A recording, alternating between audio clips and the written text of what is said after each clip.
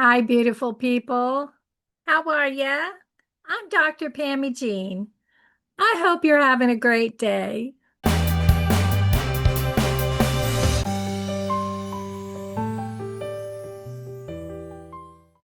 Hi, this is future Dr. Pammy Jean, and I wanted to thank you for returning for part two of neuroinflammation and the immune changes in fibromyalgia. Today, we're going to be talking about autoimmunity in fibromyalgia. Here we go.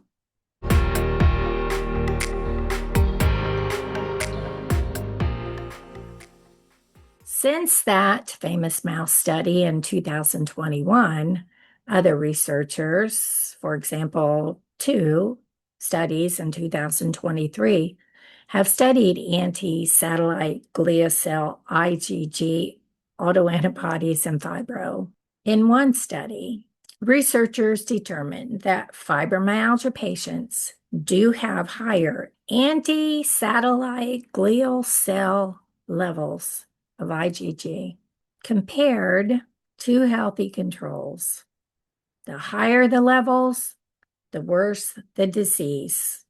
And then in the other study, researchers determined that anti-satellite glial cell IgG levels were elevated also in the severe fibromyalgia groups compared with the mild group and the control group. These results indicated that there is a subset of fibromyalgia patients with autoantibodies, and perhaps we should be screened for anti-satellite glial cell antibodies in order to personalize treatment options that target autoantibodies and autoantibody production. And we need more research on that, don't we? But that would be nice if we could get our blood drawn and find out if we have elevated anti-satellite glia cell levels. I wonder if I'd have to go off my medication to learn this. Definitely.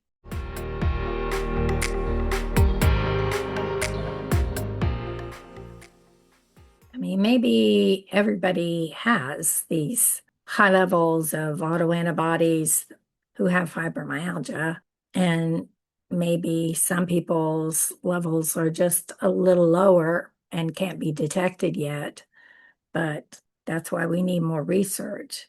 The fibromyalgia samples of anti-satellite glia cell IgG levels were compared with osteoarthritis samples, and fibromyalgia was higher than osteo samples. So the presence of satellite glia cell reactive IgG is not widespread across chronic pain conditions. So we're different. Well, then they can figure out some biomarkers for fibromyalgia with this information. That's important to know. I mean, okay. Sometimes I want to be different, sometimes I don't. In this case, I want to be different.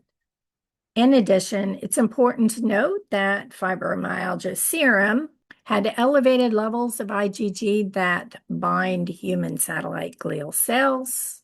And so that means that where there are high levels of anti-satellite glial cell IgG antibodies, there were also high levels of satellite glial cell bound IgG. So approximately 83% of patients with fibromyalgia were shown to have elevated IgG binding to satellite glia cells compared to healthy serum. Perhaps it wasn't 100% because the levels, as I said, maybe were just too low for them to be detected by how they made their determination.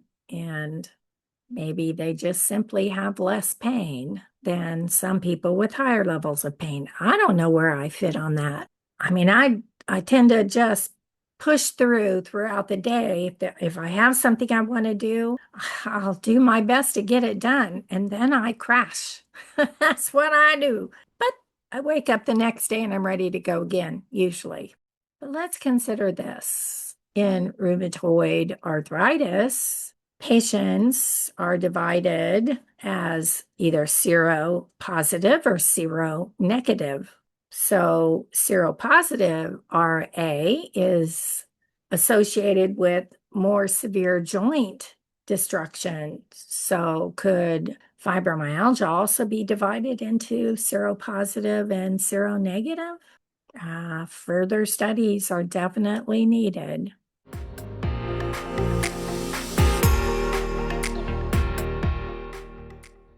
So it is now becoming clear to researchers that fibromyalgia, once a central nervous system disorder only, is a peripheral nervous system and immune system disease and contributes to the pathogenesis of fibro. It's known that 60% of patients with fibromyalgia also have small fiber neuropathy, showing there is damage to the skin, or what they call reduced intraepidermal nerve fiber density. Neuroplasticity occurs in the dorsal root ganglia rather than only the brain and spinal cord. And nociceptor hyperactivity and reduced intraepidermal nerve fiber density are induced by transferring fibromyalgia IgG into mice.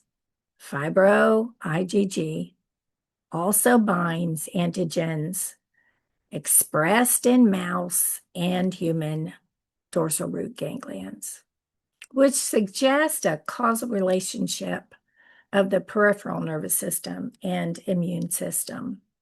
Natural killer cells and mast cells are linked to fibro, which occurs in part through autoantibodies. And I just saw I didn't watch it fully, but Megan Kelly had a researcher who discovered that natural killer cells, if they can cause them to increase in numbers, can fight against cancer. So I thought that was really interesting. Fight against cancer. It could be a cure for cancer, they think, if they can get it all figured out. I don't know. Did you watch that? Did you all see that? If I find it, I'll link it below. Longitudinal studies are needed to determine the time frame that autoantibodies develop and how they fluctuate with time. These researchers indicated that autoantibodies and fibro are not a result of chronic disease, but instead contribute to the disease mechanisms. Very, very interesting. So what do you think? Do you find this as interesting as I do? I think researchers are onto something big and we can expect great things in the future. I know that. And I would guess that this year there'll be more coming out about all of this. So I hope you learned something. I hope you found this interesting. I send you gentle hugs and support. Love you.